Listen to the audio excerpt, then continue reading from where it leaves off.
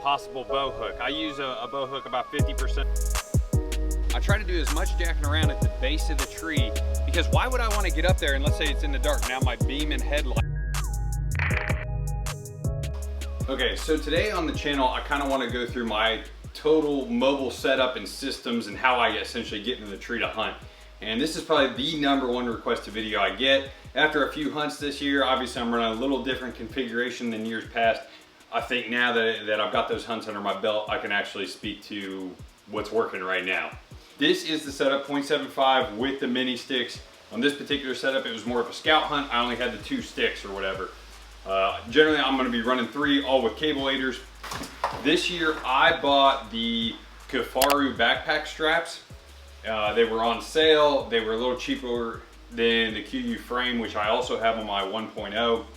The belt here is like a Molly hip attachment belt. I bought that back 5-6 years ago off eBay. Now I think you can actually get those from Amazon, and a few other companies are making them.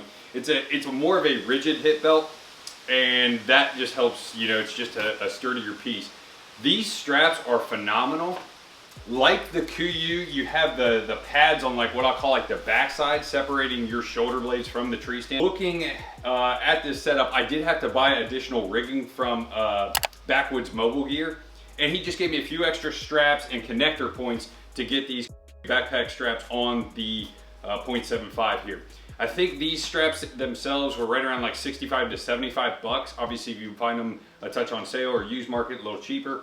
And then the additional rigging from Backwoods Mobile was right about 20 bucks. So you're starting to creep right into about the price of the QU suspension system. This seems to be maybe a little less of a profile, a little more streamlined.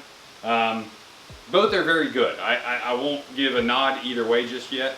As far as my stick attachments here, I have the Genesis 3D, like, I don't know what these are, bungee ball doodad majiggers, and that just gives some extra support. Clearly I'm running my tree stand strap down here across the bottom, and then I take the tail of it and I just wrap it around the top here and kind of just tuck it through one of the slots here, and that seems to hold it good and in place. Obviously, to cinch everything up here, I've got the Can Jam's Night Eye. That's a major appearance in all my videos. For my hunts, a lot of times, like, I will take my camera arm and put it right here against the stand, and then use my backpack, which is currently the XOP striker bag. I do have my mobile pack also ready if it's more of a scout mission, but early season here, I've been deploying and moving cameras.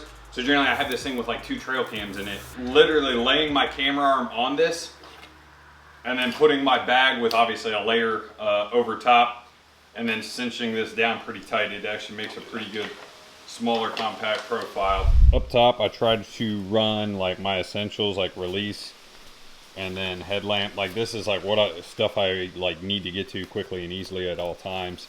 Note, I keep my wind bottle like in an accessible spot, just so I can get to it quicker and easier, because generally I'm carrying this as I'm hunting or like walking in either in the dark or scouting my way into a spot. For camera storage, I generally just throw like my bigger cameras inside like a toboggan and just put them in here. So when I walk in the woods, a lot of times I'm just wearing either a base layer top, and then bottom I might have base layer in like a hiker style pant with the vents open on the new fleets. They're pretty sweet. But I really walk in the woods minimal style. I always have my hat backwards with my headlamp, just because then I can kind of control that.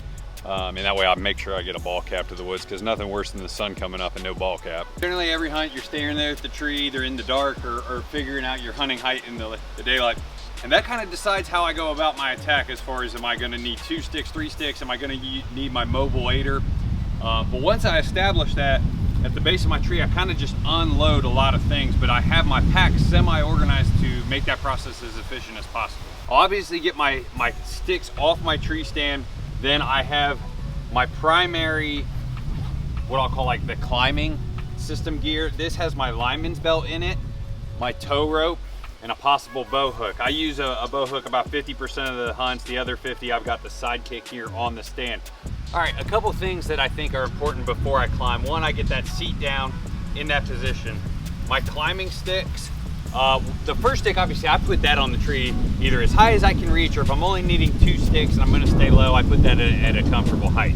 My strap, and I have a solo video about this tip, but I try to get this a touch shy of what I believe I'm gonna need. It's always better to get slack, then take slack up. It just makes getting that tree stand. If you haven't seen that video, watch the whole thing. I generally keep that in my right side cargo pocket, most likely. The other thing I will do before my ascend is put this bow rope in my pocket. Once I get the stand in place, I kind of look down and see what I feel like is the best way to bring up my bow so it doesn't bang on sticks or branches. So I will go ahead and hang the stand. And I do go twice, and I do this in the lightest layers possible. I'm gonna do my work with minimal clothes on. I think that's an important factor. So after I've hung the stand, I will come back down the tree, and I have a few options. I generally tie the bow up to the bow rope. I get my layers on, and then I go into my backpack and I get my rangefinder and I put that in the pocket I like it. I put my bino harness on if it's in the dark and I didn't walk in with them on. I take my wind bottle and I put it in that pocket. I get all organized and layered up, neck gaiter, hat. I try to do as much jacking around at the base of the tree, because why would I want to get up there and let's say it's in the dark. Now my beam and headlight is going around in the dark, or if it's an afternoon hunt, I want that movement all at the base of my tree where I'm less visible. Okay, so my gear is out of here, rangefinders and whatnot. One of my final steps is actually taking my pocket arm and using this gear tie and getting ready to climb up the tree with it. I may then clip it in with one of these. I like that gear tie too. If you watch some of my videos, once I'm in the tree and have set the pocket arm up, I will use this gear tie a lot of times to like detach and hang my quiver on something. I could tie branches to other trees to like almost create shooting lanes or get a branch out of my face. It's super versatile, and I love having one of these on the bag to use for my mobile hunt. I do have two things I do a little differently. In an evening hunt or midday, if I'm just shifting, one of my first steps is to get up, get that arrow nocked, and get that bow in the bow holder. That's just simply, you know, if a buck or deer would walk in as I'm setting up, I'd want that thing ready to go. In the dark, I like to hang my camera arm first and bring the bow up last, because having that camera arm on the tree, I can then ditch my backpack to that, and I just have all the working space without a bow in the tree with me. So I do have two different processes if I'm setting up in the morning versus the evening. After your stand's hung, it's a pretty basic plan, you know. Big shooter just walks right down, you stop him at 15 yards, he has no idea you're there, and you smoke him, right? Like, that's how every mobile hunt goes. Find this video super helpful. Check out our mobile hunting playlist. You know, I put together a variety of tests, tips, tactics related around mobile hunting. So, thanks for watching.